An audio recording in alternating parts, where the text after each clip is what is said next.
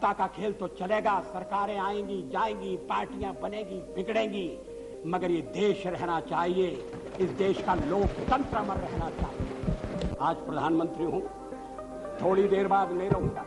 भारत के दिवालिया होने की गारंटी है। ये इकोनॉमी को डुबाने की, ये डबल डिजिट महंगाई की। 226 जुलाई 2023 को लोकसभा स्पीकर ओम बिरला ने कांग्रेस पार्टी द्वारा नरेंद्र मोदी लेड बीजेपी के against no confidence motion accept किया और इसके पीछे बहुत बड़ी वजह मणिपुर वायलेंस पर प्रधानमंत्री मोदी का मौन व्रत है। प्रधानमंत्री मोदी ने मणिपुर वायलेंस पर बोला, लेकिन पूरे 80 दिन बाद 30 सेकंड के लिए बोला।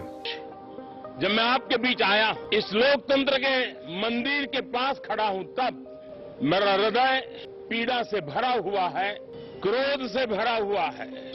मणिपुर की जो घटना सामने आई है, किसी भी सभ्य समाज के लिए ये शर्मसार करने वाली घटना है। पाप करने वाले, गुनाह करने वाले कितने हैं, कौन है, वो अपनी जगह पे है, लेकिन बेइज्जती पूरे देश की हो रही है।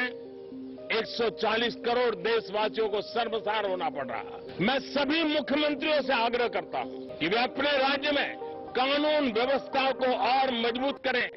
लेकिन इस नो कॉन्फिडेंस मोशन से 1996 की यादें ताजा हो गईं, जहां पर former prime minister Atal Bihari Vajpayee ने कांग्रेस पार्टी द्वारा नो कॉन्फिडेंस मोशन फेस किया था। 1996 में बीजेपी ने चुनाव जीता और तब के प्रेसिडेंट शंकर दयाल शर्मा जी ने अटल बिहारी वाजपेयी को सरकार बनाने के लिए इनवाइट भी किया।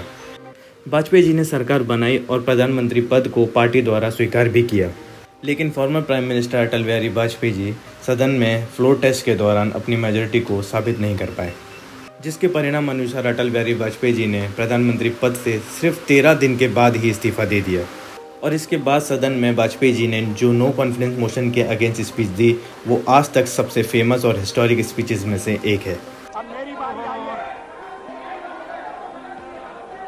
मेरी बारी आई है तो ये मेरा मुंह बंद करना चाहते हैं, ये होने वाला नहीं है।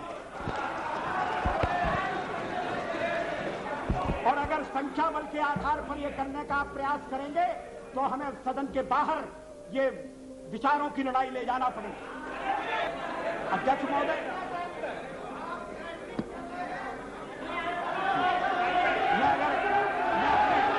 अध्यक्ष महोदय, मैं फिर जहां से मैंने आरंभ किया था,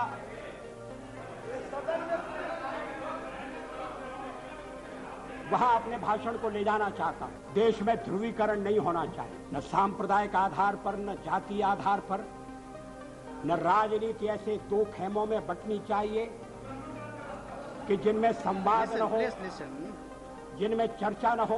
देश आज संकटों से घिरा है और ये संकट हमने पैदा नहीं किए।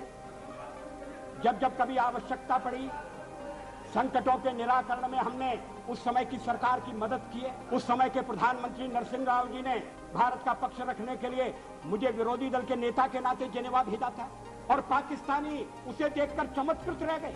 उन्होंने कहा कि ये कहां से आए, क्योंकि उनके यहाँ विरोधी दल का नेता ऐसे राष्ट्रीय कार्य में भी सहयोग देने के लिए तैयार नहीं होता।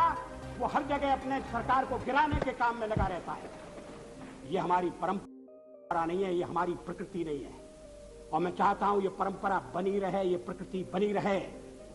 सत्ता का खेल तो चलेगा, सरकारें आएंगी जाएंगी, पार्टियां बनेगी बिगड़ेंगी, मगर ये देश रहना चाहिए, इस देश का लोकतंत्र अमर रहना चाहिए।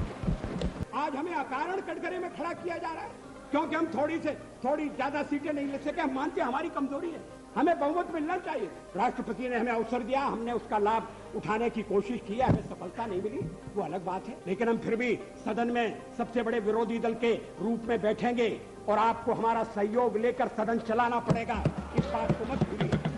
हम संख्या बल के सामने सर झुकाते हैं और आपको विश्वास दिलाते हैं कि जो कार्य हमने अपने हाथ में लिया है वो जब तक राष्ट्रीय उद्देश्य पूरा नहीं कर लेंगे तब तक विश्राम से नहीं बैठेंगे, तब तक आराम से नहीं बैठेंगे।